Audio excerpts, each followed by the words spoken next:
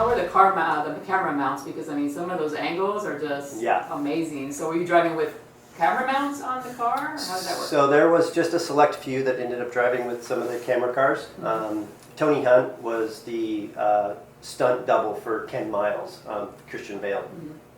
So he did a lot of cars with the cameras on it and things. A lot of the shots were actually done by an actual camera car. It was called a Frankenstein. So it was it had cameras going out at every angle. So it would, like when we'd do a scene, say with like 4 cars, we'd have to do that scene like 5 times even when we got it, because it would change spots. So let's say I was here, it was here.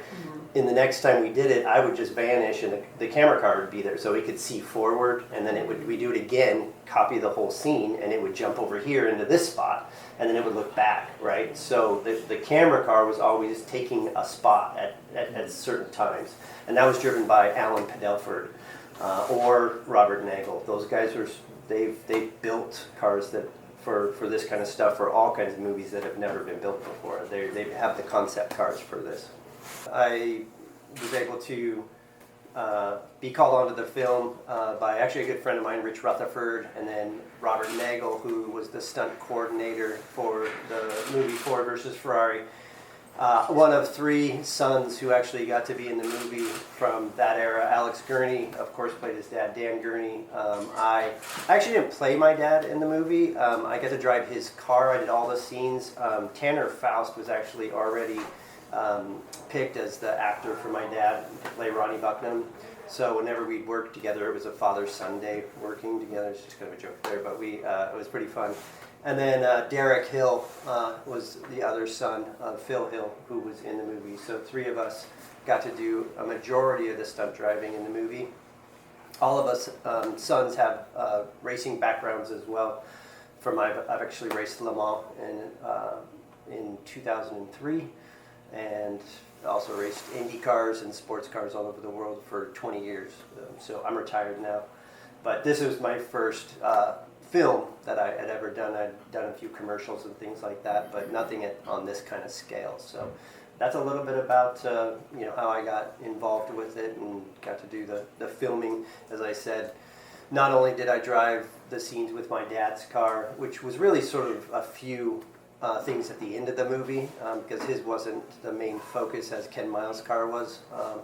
But we drove all the cars from some of these replica cars that are out here, these Porsche Longtails and the Ferraris and other GT40s. We all mixed and matched and drove the cars. Which tracks did you shoot on throughout the movie? So we went to Willow Springs first to shoot the years before. And that was actually by far the funnest thing we did, because we literally got to drive everything from old Porsche Speedsters to Cobras, Corvettes, at the pace that they could literally go at. Like we were throwing these cars around and sliding them through the corners about as fast as they would go in the middle of the summer, so they were overheating and stuff, so we could get about 3 laps before they'd start to overheat, but we were having a ball. Like, it was super, super fun.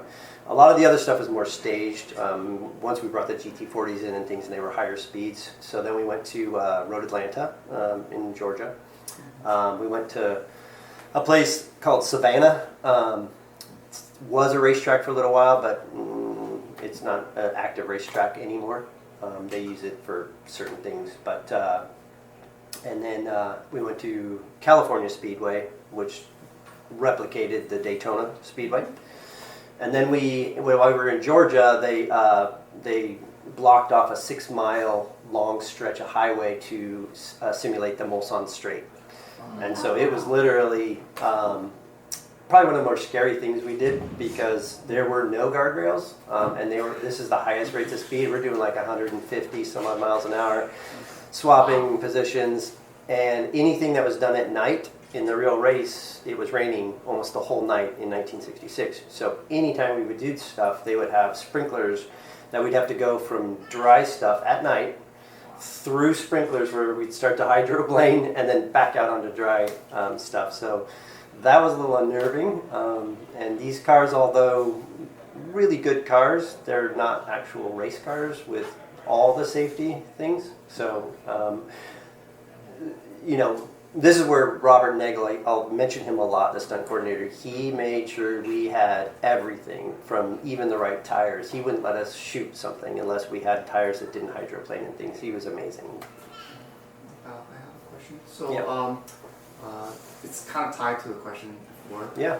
So how fast were those movie cars like actually going? Is there like some movie magic make it look faster, or is the actual speed that it's going? On some of the small, some of the, at Savannah we did the corner like Arnage, which is a very slow corner at Le Mans. And it's in real life it is slow, so we, in the movie they did speed that up a little bit. Okay. What's funny is we went to Daytona 3 weeks ago to do another premiere, the 24 Hours of Daytona, and I had my fiance back there, and I was asking her how fast she thought the cars were going on the front straightaway, and watching a car go by at 190 miles an hour looks like 100, maybe 100. Oh, okay. So what I'm telling you is like at our highest rates of speeds were probably at the California Speedway, and we were probably hitting, again, I don't know, maybe 150, 160. It looks like you're going 70. So they, from a distance, it just doesn't look impressive until you're sitting in the car. Yeah. Yeah, it feels fast when you hit the wall. I'm just telling you that. So that's when it really feels. We didn't have that happen in the movie, but I've had that happen in racing. So don't know if I kind of really answer your question, because we're doing, in road course racing, which this is what this is. This isn't just ovals at all. You're talking about, your highest speeds are always on straightaways. So Arnage and at Le Mans, I mean, they were in the real day, they were 66, even way back before all the technology we have today. They were still hitting over 200 miles an hour back in those days. Yeah. Pretty scary without the cars being nearly as safe as they are today. It must help to come from that background. Was that kind of the basic idea for all the stunt drivers with this? For sure, especially with Robert Nagel. I mean, he's early in his years he raced, and he knew bringing on. I mean, you had guys like Paul Dallenbach. So Wally Dallenbach is his dad. You guys may not know some of these names, but they're historic in racing. Phil Hill, of course, the American Grand Prix or Formula One world champion, and then so Derek Hill, his son, Alex Gurney, of course, Dan Gurney's son. And then all the other guys, we got Rich Rutherford, Kelly Collins, John Capps, and Tanner Faust. These guys are dear to my heart as far as friends and racing drivers. And so they were the guys, because when you are doing scenes where they had us bumping cars at over 100 miles an hour and making it so the cars would slide and things. And you don't want to do that with just, guys that like cars. You have to do it with guys that can actually manipulate cars at their finest. What are some things that you think people should know just about the profession of racing, or some misconceptions that you run into? I think, and I do a lot of things with helping drivers even in their careers and people that want to get into it. I think the most interesting thing about that is, especially in America, we all drive cars, right? So, and then I've done it all the time. I ask groups of people, how many people in like this room think they're above average, and almost everybody says they think they are. Well, only half of you can be above average in this room, right? So it's understanding the difference between being a good driver at, say, when we drive on the streets, we're driving at about 40% of the car's ability, honestly, just telling you. So it's that 60% that window we rarely get into, and just truly understanding what it is to, it's a laws of physics, vehicle dynamic, traction of tires, and how to do that. Just because a tire slides does not mean you're out of control. I mean, maybe someone else is, but a professional driver is not out of control as the car slides. And that's the one thing that we are super, super good at, is keeping it right in that window of adhesion and just slightly going over that. So I guess that what I would love people to know is that we're not crazy. We're just trained, and that's what it is. It's a learned skill. You could be a decent guitarist, but how do you get amazing? Training. Same with driving.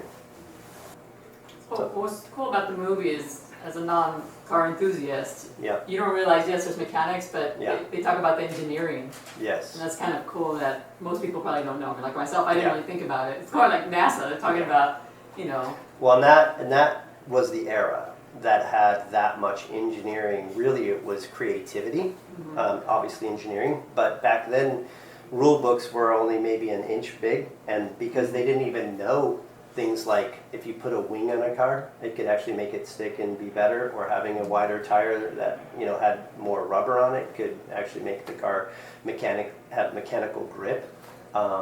Having larger brake systems and different things that they were continually coming up with all the time, making the cars lighter, lower for better aerodynamics. So that was an era where, like, I would say every weekend at a race, somebody had built something in a garage like we have out here and show up and they'd be like, what did you just build? And they had, it must have been a great time. The downside was the danger of it, right? The safety wasn't. So, like when I raced the Indy 500 or raced at Le Mans, I mean, I never broke a bone in 20 years of racing. Never. I've rolled cars, I've crashed them, just hop right out and everything